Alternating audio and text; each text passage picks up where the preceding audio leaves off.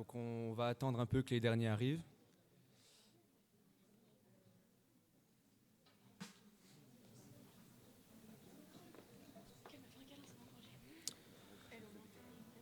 Donc peut-être qu'aujourd'hui vous êtes fatigué, vous avez l'impression que toutes sortes de mauvaises pensées ou plein de choses vous arrivent et vous pouvez vous sentir un peu seul. Et parfois ça peut être un travail qui ne nous plaît pas, un entourage qui ne nous comprend pas. Mais on va déposer tous ces fardeaux à la croix et on va prier si vous le voulez bien. Seigneur Jésus, je veux te prier aujourd'hui pour toutes les personnes qui sont ici. Seigneur, tu connais nos cœurs, tu connais nos vies, tu sais ce qui se passe, Seigneur. Et même si parfois ça peut être difficile, Seigneur, de tout te donner et d'avancer avec toi, Seigneur, on veut vraiment que tu sois le roi de notre cœur. On veut vraiment que tu prennes la première place et que notre vie te soit dédiée, Seigneur. On veut vraiment tout te donner et Seigneur, qu'on puisse avancer avec toi en regardant à toi. Et Seigneur, vraiment que nos vies soient un témoignage de ce que tu as fait dans nos vies, Seigneur. On veut te prier dans ton nom, Seigneur. Amen. Merci, Albert.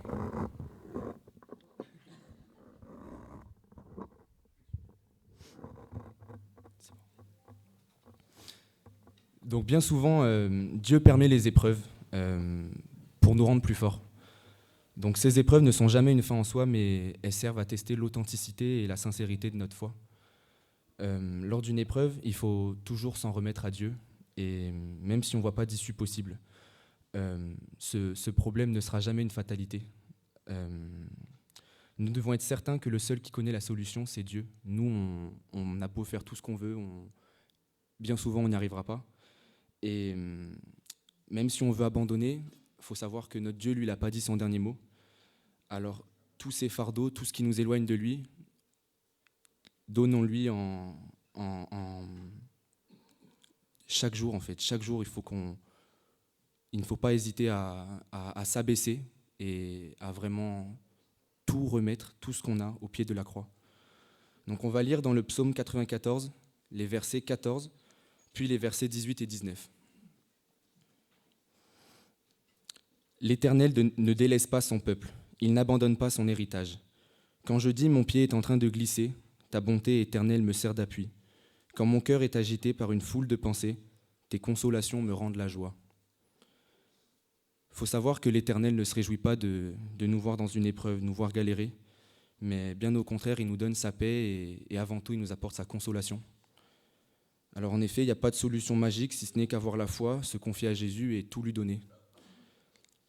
Alors voilà, quelquefois, Dieu ne va pas changer notre situation, mais ce qu'il veut d'abord, c'est changer notre cœur. Donc on va chanter « Je te donne tout » et pour ceux qui le peuvent, on va se lever. Et...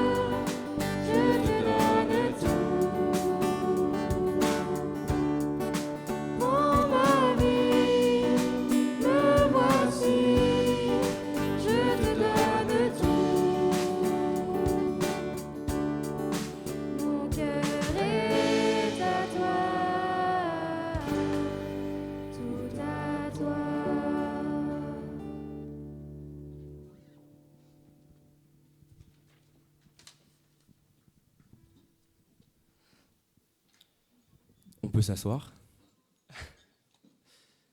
Donc, comme nous venons le chanter, c'est pas Seigneur, prends un morceau de mon cœur et laisse-moi l'autre moitié pour faire ce que je veux. C'est vraiment Jésus qui veut l'intégralité de notre cœur. Donc, c'est aussi la meilleure chose qu'on puisse faire. Vraiment se soumettre à lui et lui donner l'intégralité de notre cœur. Donc, comme exemple, ça serait, il ne faut pas demander à Dieu de nous aider dans notre vie quotidienne, au sein de laquelle on fixerait nous-mêmes nos propres barrières, nos propres limites, nos propres objectifs, et on lui demanderait de nous aider à réaliser ces mêmes objectifs. S'en remettre à Dieu, c'est vraiment adopter le projet, le but que Dieu a choisi pour nos vies. Donc c'est accepter que Dieu oriente lui-même notre vie. Et c'est-à-dire que nous devons avoir foi en lui, le servir, l'aimer, l'adorer, vivre pour lui. Donc si on va dans Luc, au chapitre 9, les versets 23 et 24, on se lèvera ensuite pour chanter « Jésus, je te suivrai ». Puis, s'adressant à tous, il dit « Si quelqu'un veut me suivre, qu'il renonce à lui-même, qu'il se charge chaque jour de sa croix et qu'il me suive. En effet, celui qui est préoccupé de sauver sa vie la perdra, mais celui qui perdra sa vie à cause de moi la sauvera. »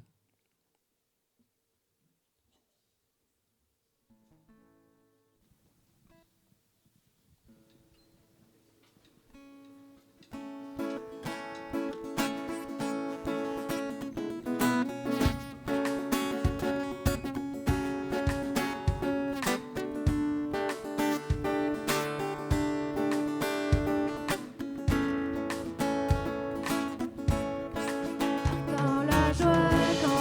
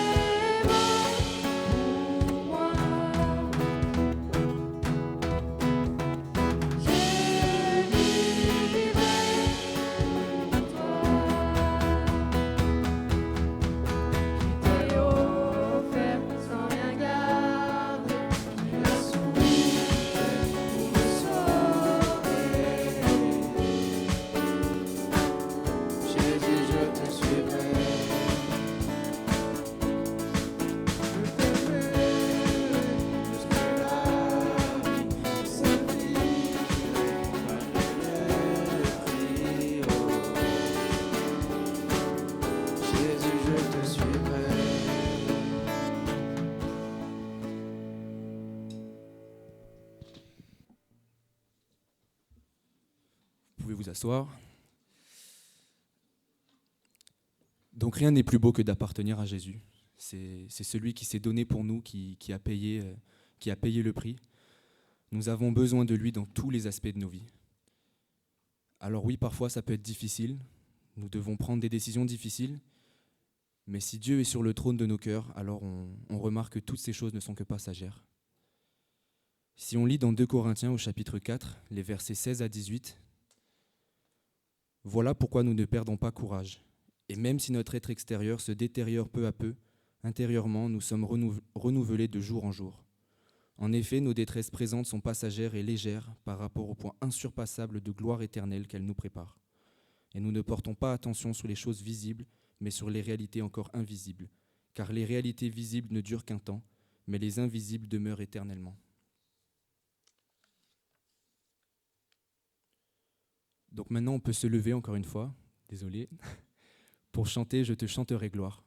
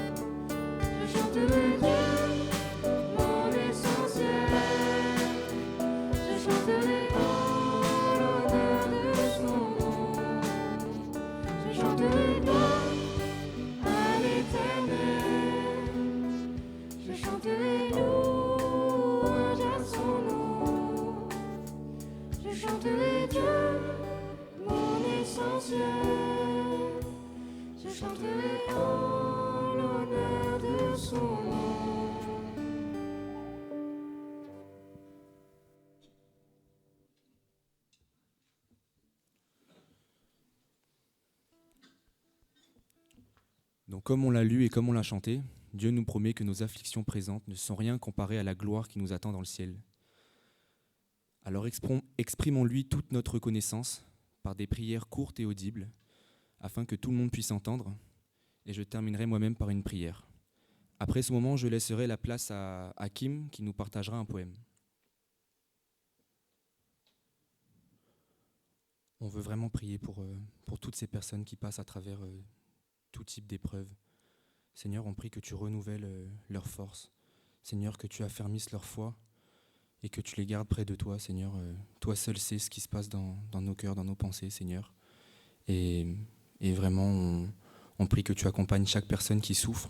Seigneur, que tu les consoles, que tu leur donnes ta paix. Et Seigneur, vraiment que tu te montres à eux, Seigneur, et que tu les accompagnes, Seigneur, dans ces moments difficiles. On te remet chacun de nos frères et sœurs qui souffrent, Seigneur. Et Seigneur, on prie que tu les aides dans ces moments. Amen. Kim, je te laisse venir si tu veux.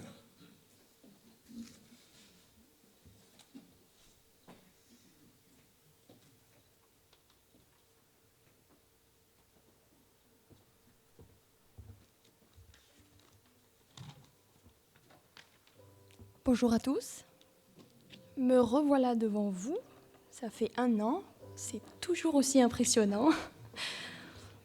Alors le poème s'intitule « Choisis la vie ».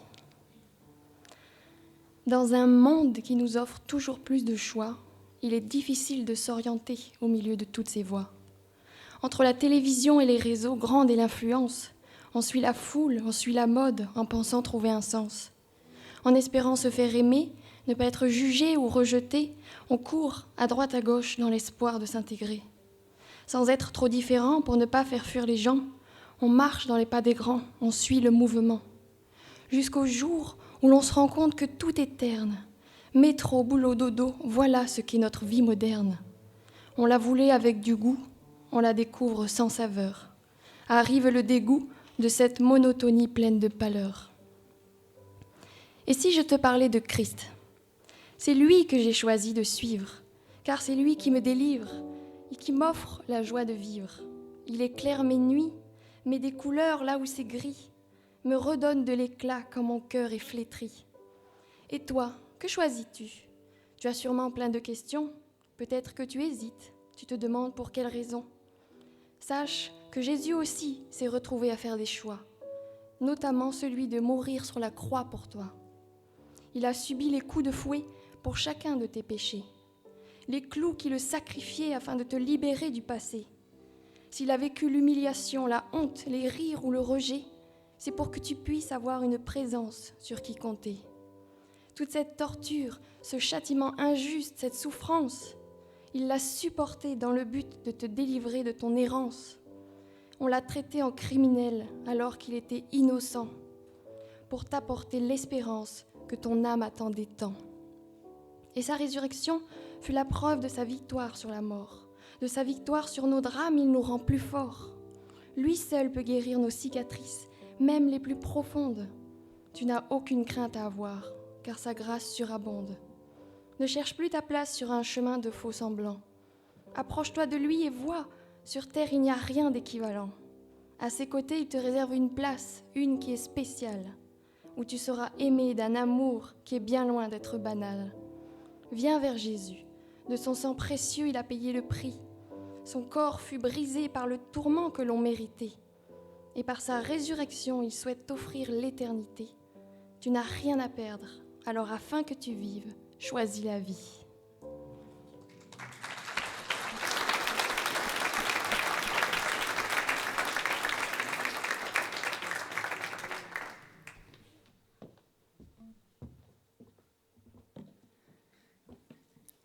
Merci Kim pour ce poème.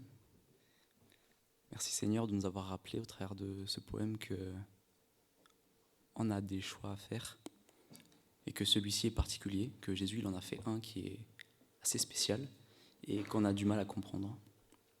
Alors, juste pour la suite de cette présidence, je vais être Adrienne avec les cheveux un peu plus longs. Je vais continuer avec 2-3 partages pour que nous puissions louer le Seigneur, le remercier pour ce sacrifice qu'il a fait lui.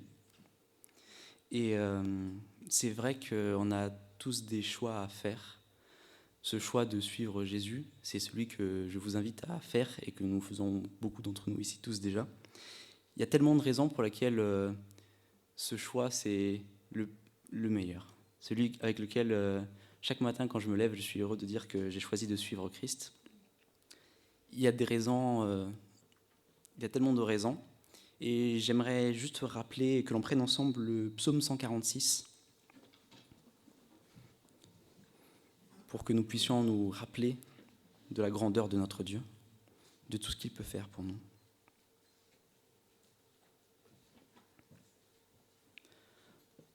Mon âme loue l'Éternel. Louez l'Éternel. Je louerai l'Éternel tant que je vivrai. Je célébrerai mon Dieu tant que j'existerai. Ne vous confiez pas aux grands, aux fils de l'homme qui ne peuvent sauver. Leur souffle s'en va, ils rentrent dans la terre, et ce même jour, leurs desseins périssent. Heureux celui qui a pour secours le Dieu de Jacob, qui met son espoir en l'Éternel son Dieu.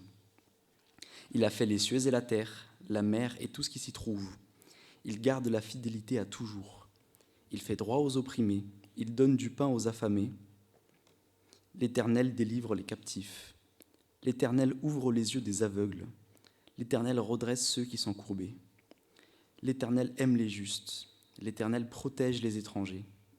Il soutient l'orphelin et la veuve, mais il renverse la voie des méchants. L'Éternel règne éternellement. Ton Dieu au Sion subsiste d'âge en âge. Louez l'Éternel. Je viens de vous en citer quelques-unes de raisons de suivre Dieu, notamment que l'Éternel règne éternellement. Heureux celui qui a pour secours le Dieu de Jacob, qui met son espoir en l'Éternel, son Dieu. Ne vous confiez pas aux grands, confiez-vous en l'Éternel. Parce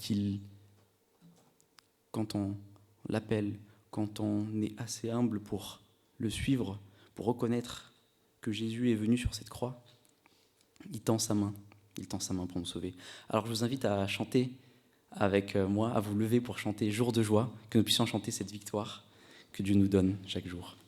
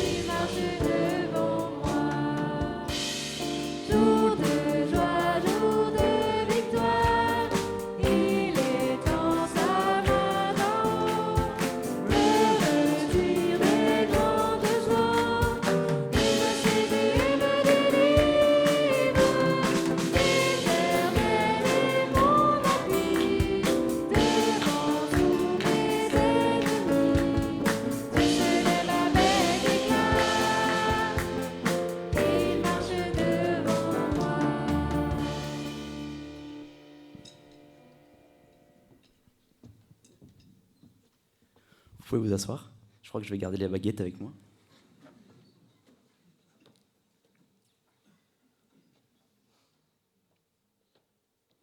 J'aimerais qu'on prenne un autre passage. J'aimerais qu'on prenne 1 Pierre, chapitre 1, versets 18 à 22.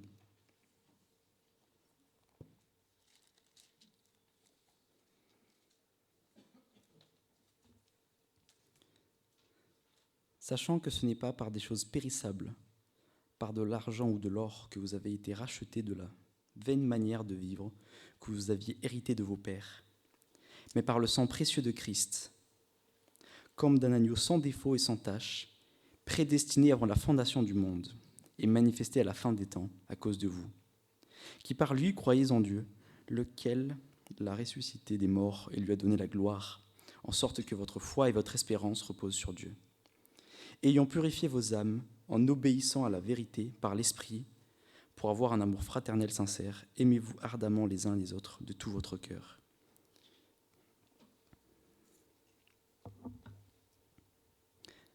Ce passage nous rappelle que cette victoire, voilà, on l'a répété, on l'a dit plusieurs fois, mais c'est toujours intéressant de se le rappeler, c'est qu'elle a eu un prix, et c'est le sang de Jésus.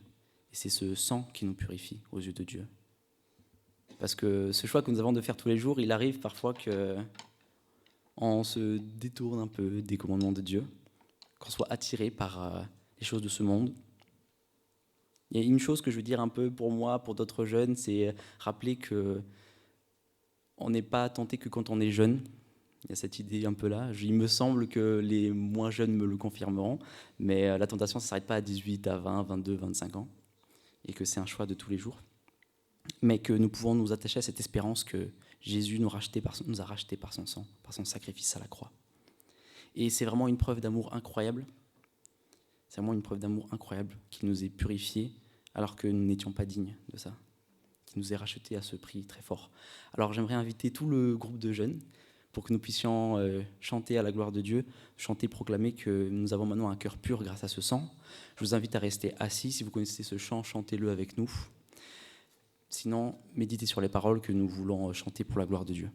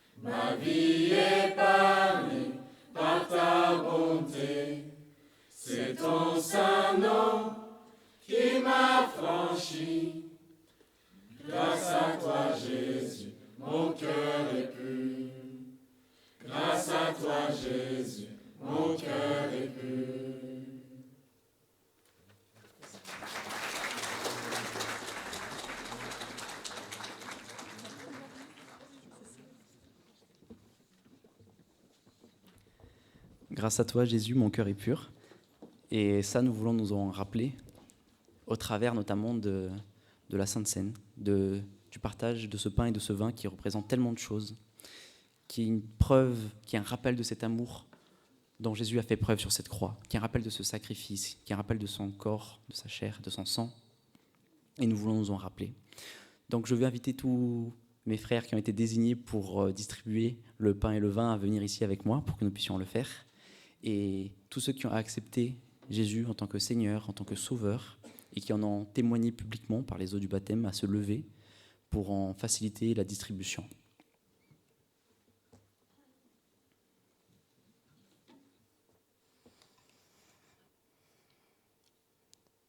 Seigneur Dieu Tout-Puissant, Seigneur, nous voulons te remercier, Seigneur, pour ton sacrifice sur cette croix, Seigneur.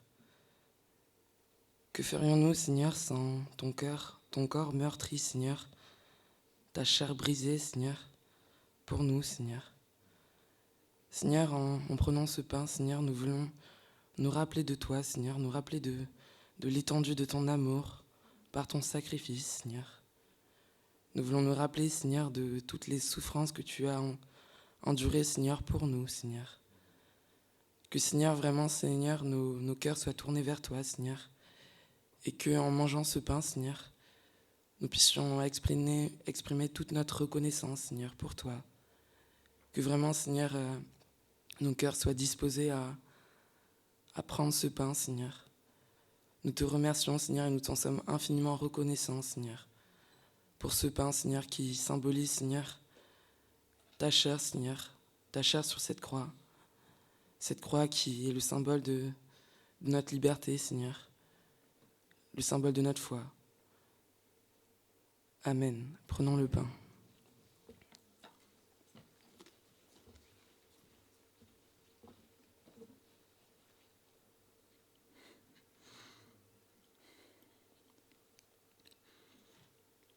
Oui, Seigneur, aujourd'hui, on veut se rappeler de tout ce sang qui a coulé, Seigneur, pour chacun d'entre nous. Seigneur, oui, tu as été fouetté et tu n'avais plus de peau sur ton sang, Seigneur. Et tellement elle était ensanglantée et du sang a coulé. On t'a enfoncé une couronne d'épines sur la tête, Seigneur, et du sang a coulé de ta tête. On t'a enfoncé des gros clous dans tes mains, dans tes pieds. On t'a cloué sur la croix, Seigneur, et du sang a coulé. On t'a percé le côté, Seigneur, et encore une fois, du sang a coulé. Et tout ce sang, il a coulé pour nous, pour chacun d'entre nous, pour nos péchés, et seulement par amour, Seigneur, pour nous, pour ta création. Et par cette coupe, Seigneur, on veut se rappeler de ce sacrifice. Prenons la coupe.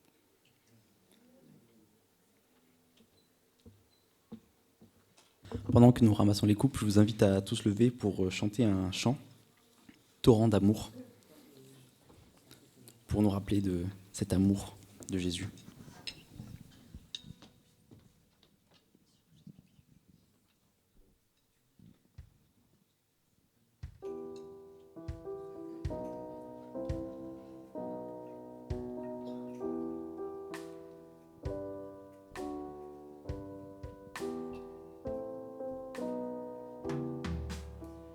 Torrent d'amour et de grâce,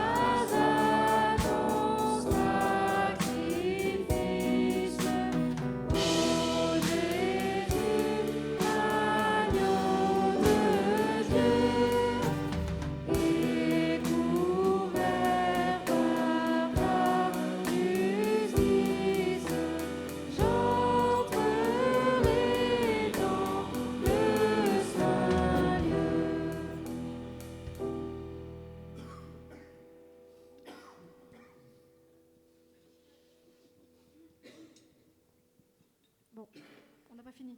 On continue.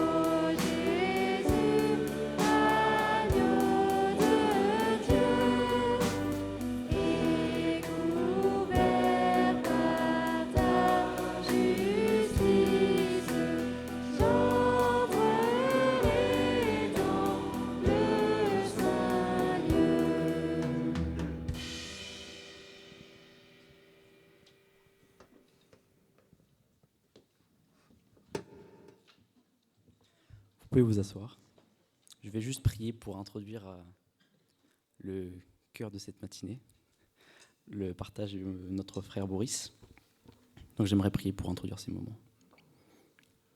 Seigneur, merci pour cette opportunité, Seigneur, que tu nous donnes ce matin, de nous réunir tous ensemble pour nous rappeler, Seigneur, que tu es notre Seigneur, notre Sauveur, que tu es mort sur cette croix, mais que tu as aussi ressuscité, gloire à toi. Seigneur, merci pour ton amour infini, merci pour tout, Seigneur, tes plans pour nous. Merci pour ta bonté, Seigneur. Merci parce que pour qui tu es. Merci d'être notre Dieu. Seigneur, ce matin, que nous puissions être à l'écoute de tout ce que tu as à nous dire, Seigneur. Que nous puissions vraiment ouvrir nos cœurs, ouvrir nos esprits, Seigneur, à tout ce que tu as à nous transmettre. Seigneur, ce matin, bénis ton serviteur, qu'il puisse parler de toi, parler de tes commandements, parler de tes plans, de tes projets pour nous. Que nous puissions être bénis par cette parole ce matin, Seigneur. Je te prie, Seigneur, que nous puissions être à ton écoute ce matin. Au nom de Jésus. Amen.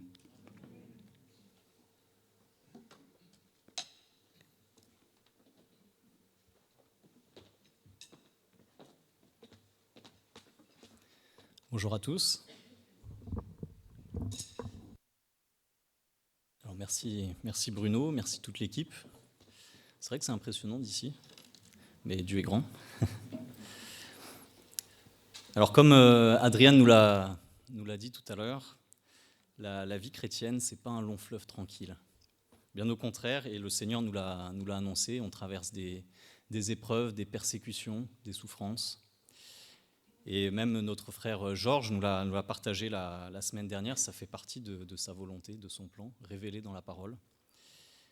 Quand je préparais ce message, je suis tombé sur le témoignage d'un couple de frères et sœurs qui viennent d'Iran. C'est Taher et Donia. Et en fait, Taher et Donia, ils se sont convertis en Iran. Ils étaient musulmans avant, et vous savez que là-bas, le gouvernement n'aime pas trop ça. Et malgré ça, quand ils se sont convertis, ils ont choisi d'obéir à Dieu, et ils ont commencé à partager l'évangile autour d'eux. Et de ce fait, ils ont subi des persécutions, ils ont commencé à subir des pressions, des menaces. Et pourtant, ils tenaient ferme. Et puis un jour, Taher a été capturé, emmené en prison par le gouvernement. Et en prison, le gouvernement, les autorités l'ont menacé, ont menacé sa famille, ils l'ont torturé. Puis un peu plus tard, par la grâce de Dieu, il a été libéré. Et après sa libération, qu'est-ce qu'il a fait ? Il a continué de partager l'évangile autour de lui, parce qu'il voulait obéir à Dieu plutôt qu'aux hommes. Et puis un jour, le Seigneur les a appelés à quitter le pays. Quand ils sont partis d'Iran, ils ont tout abandonné, leur famille, leurs amis, leur maison, toutes leurs possessions matérielles. Et quand on interroge Donia, donc l'épouse de Taher, et qu'on lui demande « Est-ce que ça en valait la peine ?», voilà sa réponse. Elle nous dit « Jésus vaut tout. Et à mon avis, nous n'en avons pas encore payé le prix. Jésus vaut tout. » Aujourd'hui, on va s'intéresser à un homme qui, un peu comme Taher et Donia, il était prêt à tout abandonner à Dieu, tout ce qu'il avait de plus précieux, et il était prêt à obéir au-delà de l'entendement. Et cet homme, c'est Abraham. Alors on va lire Genèse au chapitre 22, des versets 1 à 19. Donc Genèse 22, versets 1 à 19. Après cela, Dieu mit Abraham à l'épreuve. Il lui dit : « Abraham !» Celui-ci répondit : « Me voici. » Dieu dit : « Prends ton fils unique, celui que tu aimes, Isaac. Va-t'en au pays de Morija, et là, offre-le en holocauste sur l'une des montagnes que je t'indiquerai. » Abraham se leva de bon matin, sella son âne et prit avec lui 2 serviteurs et son fils Isaac. Il fendit du bois pour l'holocauste et partit pour aller à l'endroit que Dieu lui avait indiqué. Le 3e jour, Abraham leva les yeux et vit l'endroit de loin. Il dit à ses serviteurs : « Restez ici avec l'âne. Le jeune homme et moi, nous irons jusque là-bas pour adorer, puis nous reviendrons vers vous. » Abraham prit le bois pour l'holocauste, il le chargea sur son fils Isaac et porta lui-même le feu et le couteau. Ils marchèrent tous les 2 ensemble. Alors Isaac s'adressa à son père Abraham en disant : « Mon père !» Il répondit : « Me voici, mon fils. » Isaac reprit : « Voici le feu et le bois, mais où se trouve l'agneau pour l'holocauste ?» Abraham répondit : « Mon fils, Dieu pourvoira lui-même à l'agneau pour l'holocauste. » Et ils continuèrent à marcher tous les 2 ensemble. Lorsqu'ils furent arrivés à l'endroit que Dieu lui avait indiqué, Abraham y construisit un autel et rangea le bois. Il attacha son fils Isaac et le mit sur l'autel par-dessus le bois. Puis Abraham tendit la main et prit le couteau pour égorger son fils.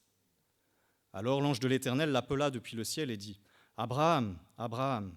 Il répondit : « Me voici. » L'ange dit : « Ne porte pas la main sur l'enfant et ne lui fais rien, car je sais maintenant que tu crains Dieu et que tu ne m'as pas refusé ton fils unique. » Abraham leva les yeux et vit derrière lui un bélier retenu par les cornes dans un buisson.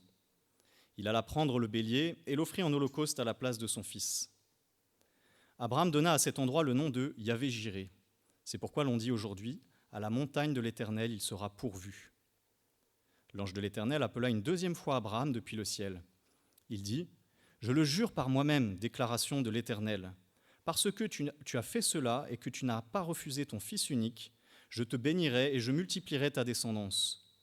Elle sera aussi nombreuse que les étoiles du ciel, pareille au sable qui est au bord de la mer. De plus, ta descendance possédera les villes de ses ennemis. Toutes les nations de la terre seront bénies en ta descendance parce que tu m'as obéi. » Abraham retourna vers ses serviteurs. Ils se levèrent et repartirent ensemble à Béer-Shéba. En effet, Abraham habitait à Béer-Shéba.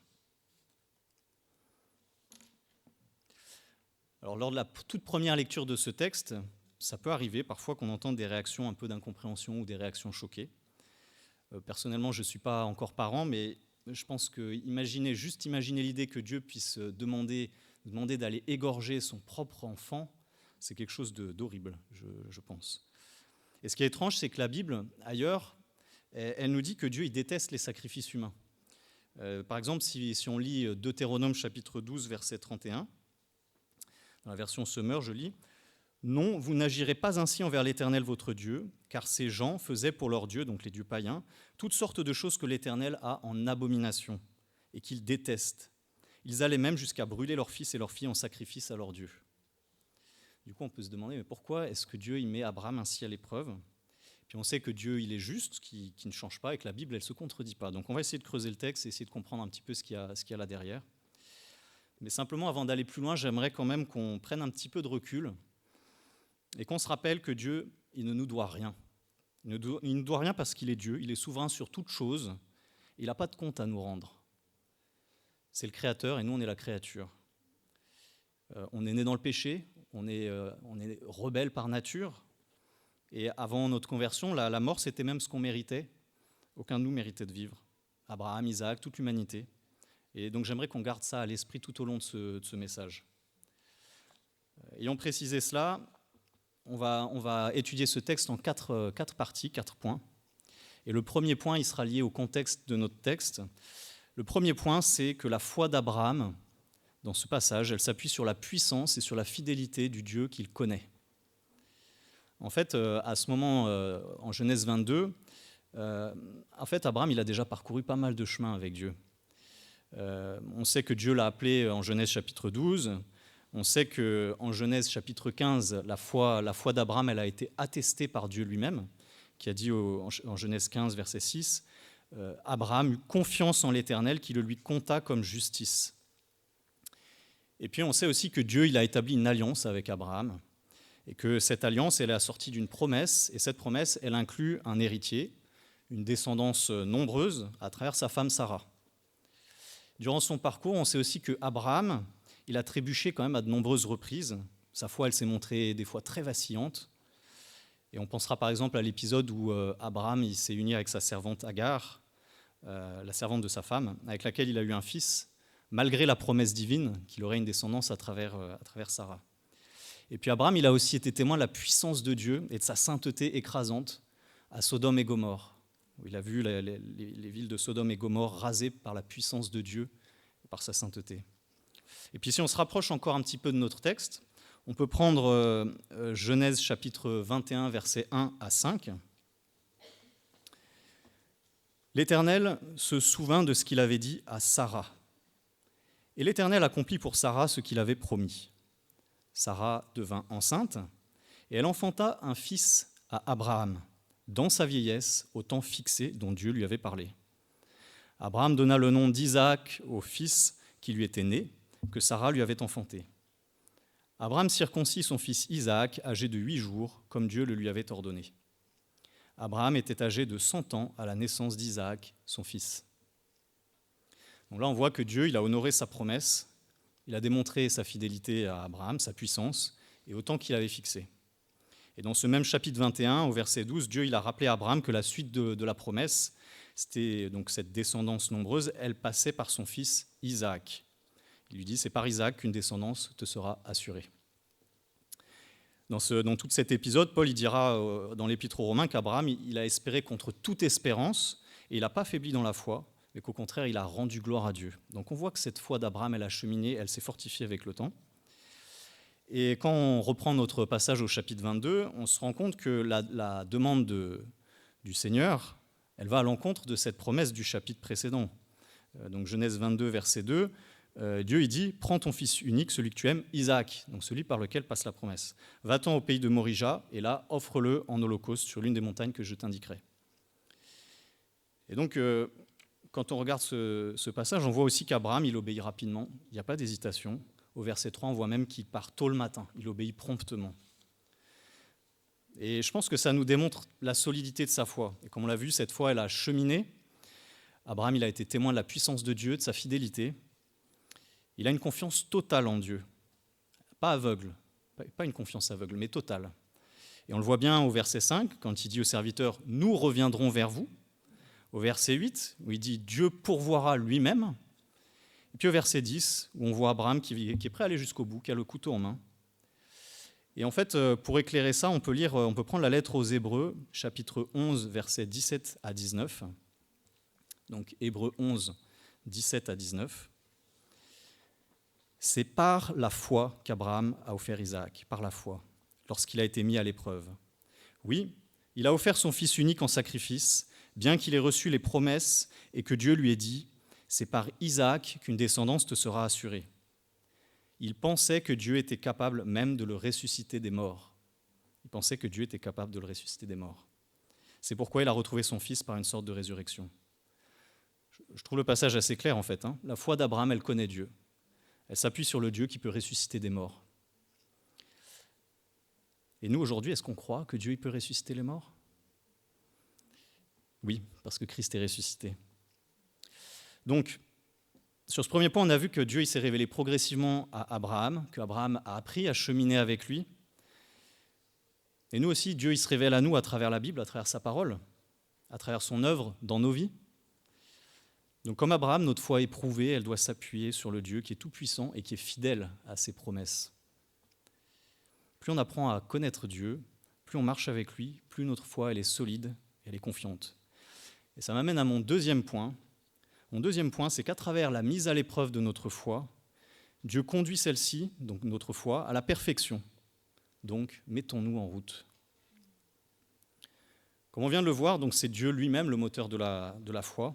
Et on peut lire Hébreux 12, 1 à 2 qui nous le dit. Donc Hébreux 12, versets 1 à 2. Nous donc aussi, puisque nous sommes entourés d'une si grande nuée de témoins, donc là on parle des hommes et des femmes de foi dont fait partie Abraham, rejetons tout fardeau et le péché qui nous enveloppe si facilement, et courons avec persévérance l'épreuve qui nous est proposée. Faisons-le en gardant les regards sur Jésus, qui fait naître la foi et qui la mène à la perfection. En échange de la joie qui lui était réservée, il a souffert la croix en méprisant la honte qui s'y attachait, et il s'est assis à la droite du trône de Dieu. Voilà, la parole, elle nous dit très clairement que la foi, elle est suscitée et elle est conduite à la perfection par notre Seigneur. Et donc dans l'épreuve, nos regards ils doivent toujours rester fixés sur lui, même si on ne comprend pas toujours tout. Mais ça amène une autre question quand même, parce que là on voit que notre foi elle doit être conduite à la perfection. Et on peut se poser la question de pourquoi notre foi là, sur cette terre elle doit être conduite à la perfection. Alors il y a pas mal de raisons qui sont citées par la parole, mais dans notre passage en Genèse 22, il y a une réponse concrète qui est quand même intéressante. C'est que le fruit d'une foi qui est conduite à la perfection, c'est un cœur transformé, qui se laisse conduire par Dieu. En fait, cette mise à l'épreuve de la foi d'Abraham, c'est un révélateur de l'état de son cœur. Si on regarde au texte, on voit que pour Abraham, Isaac, c'est un des êtres qui chérit le plus sur terre. Au verset 2, d'ailleurs, Dieu lui dit, « Ton fils, ton unique, celui que tu aimes ». Et à ce moment, en plus, c'est le seul fils qui reste à Abraham, parce qu'il a dû chasser Ismaël, donc le fils qu'il avait eu avec Agar. Donc c'est son seul fils, c'est le fils qu'il aime, c'est celui par lequel passe la promesse divine, et Dieu il lui demande sa vie. Qu'est-ce qu'il fait Abraham ? Il obéit. Il ne commence pas à discuter, il ne retarde pas l'échéance, il se met en route. Il a confiance, il est prêt à tout abandonner à Dieu. Et qu'est-ce que l'ange lui dit au bout de l'épreuve, au verset 12 ? « Je sais maintenant que tu crains Dieu et que tu ne m'as pas refusé ton fils, ton unique. » En réalité, voilà ce que Dieu il veut. Il veut un sacrifice intérieur. On doit mourir à nous-mêmes, on doit tout lui abandonner. En fait, le geste extérieur d'Abraham, il vient témoigner de la réalité profonde de son cœur. Et ce que Dieu il veut de chacun de nous, c'est un cœur transformé. Il veut tout.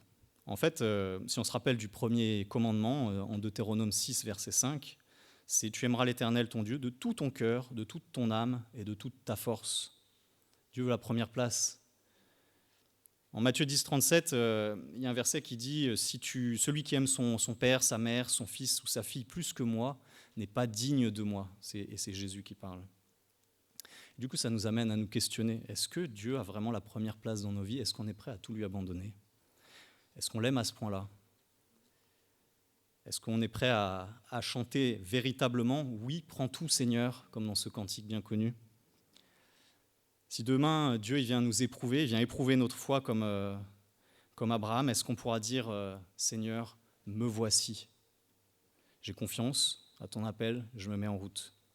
Ta volonté et non la mienne. » À titre personnel, je dois dire, ça m'est arrivé fréquemment de traîner les pieds, de désobéir à Dieu, de tergiverser au lieu de lui faire confiance.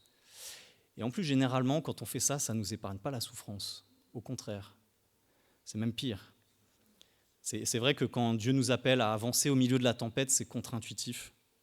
Pourtant, il est patient et il est fidèle. Est-ce que quand on aura traversé l'épreuve, ou la tentation, ou la persécution, est-ce que Dieu il pourra nous dire, et là je vais paraphraser plusieurs versets, « Bon et fidèle serviteur, je sais maintenant que tu crains Dieu, car tu as renoncé à tout ce que tu possédais, même à ta propre vie. Tu ne m'as rien refusé et tu t'es montré un vrai disciple lorsque ta foi a été éprouvée. » C'est difficile.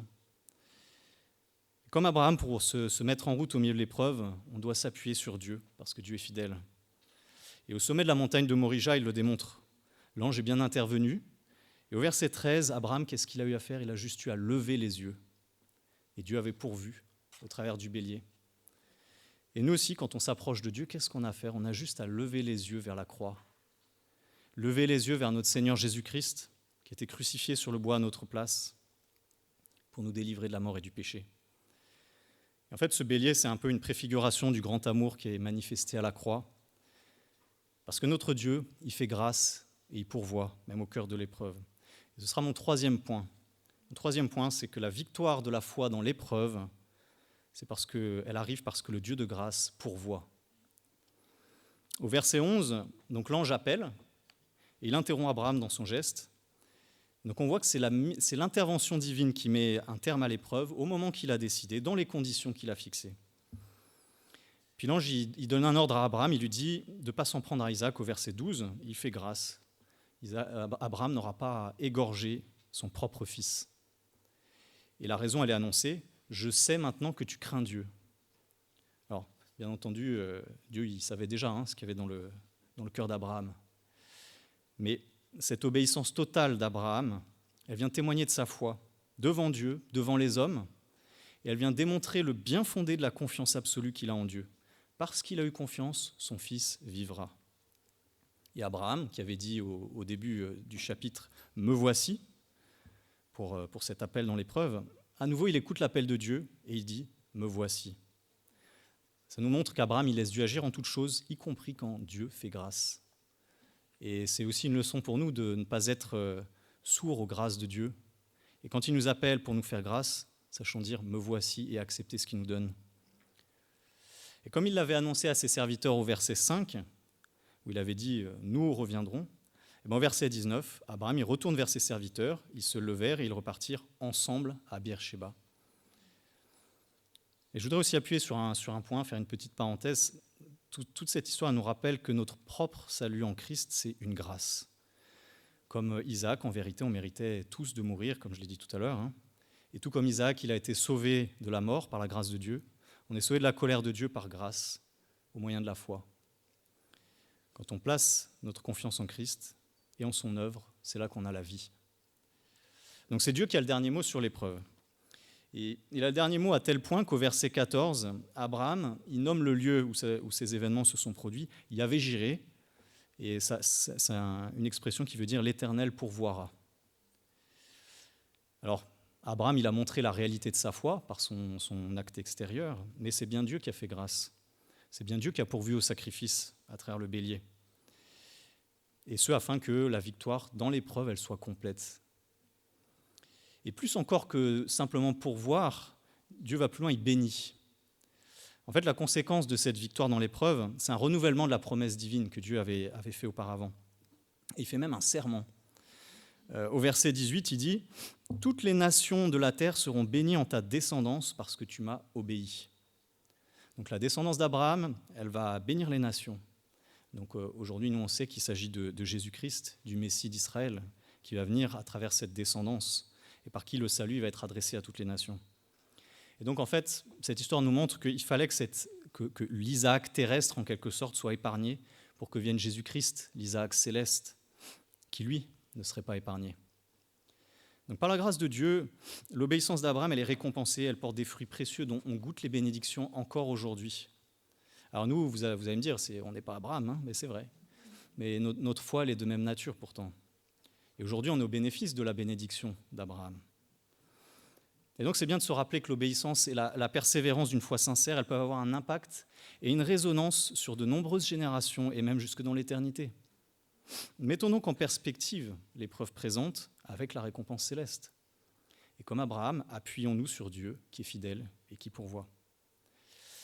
Et justement, dans ce passage, il y a une préfiguration de l'œuvre de la croix qui est intéressante, et j'aimerais m'attarder là-dessus. Et ce sera mon 4e point, c'est que notre Dieu, il a pourvu une fois pour toutes.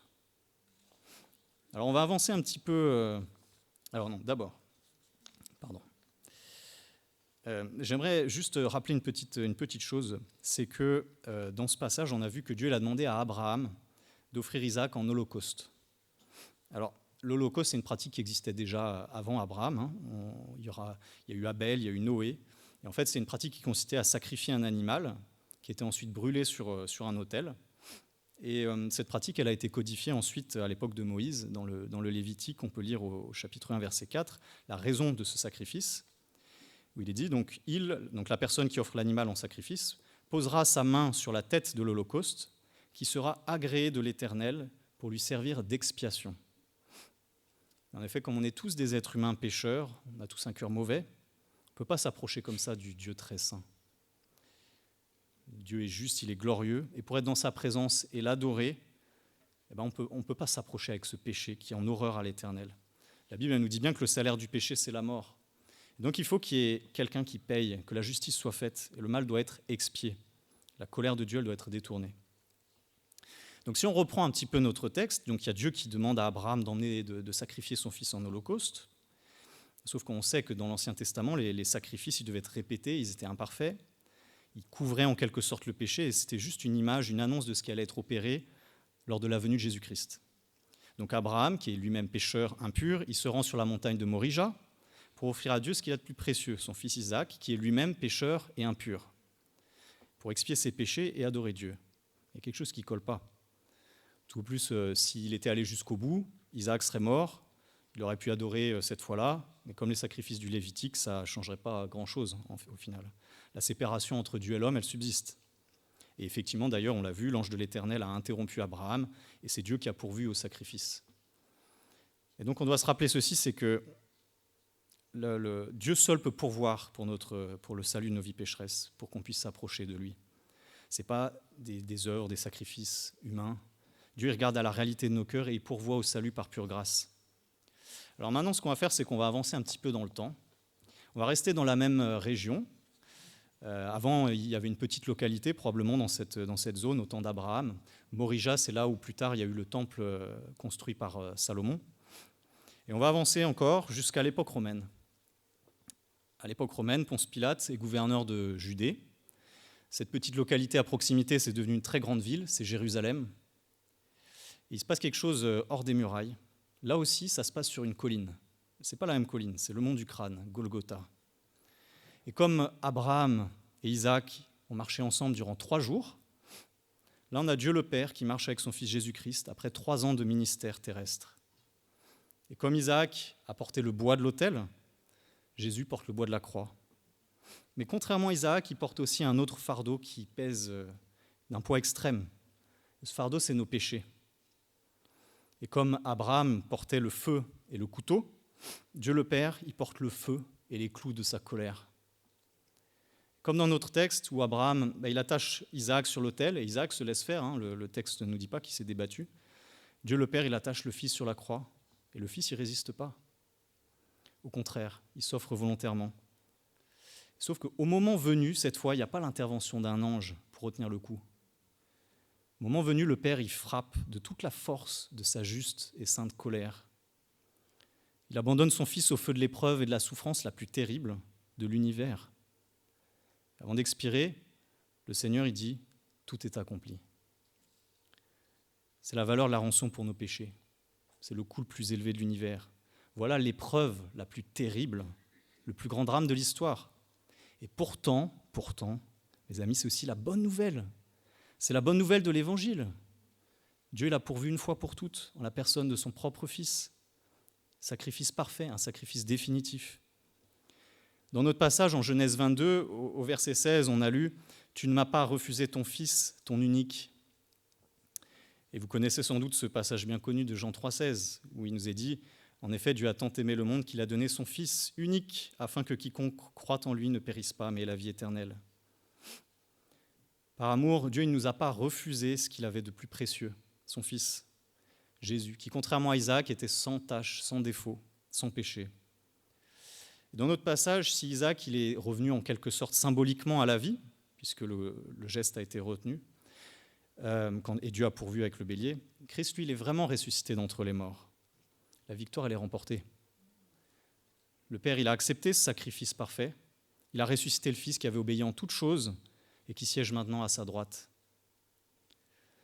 Alors pour nous qui avons placé notre confiance en Jésus-Christ, on est aussi spirituellement morts et ressuscités avec Christ. Par son sang versé, on a la vie, on est libéré de l'esclavage du péché, on est réconcilié avec le Père. Et notre espérance en la résurrection à venir, elle est certaine, parce que oui, Dieu est fidèle. Maintenant, je vais conclure. En fait, on a vu que, comme Abraham, notre foi éprouvée, elle doit s'appuyer sur Dieu, parce que Dieu, il est puissant, il est fidèle.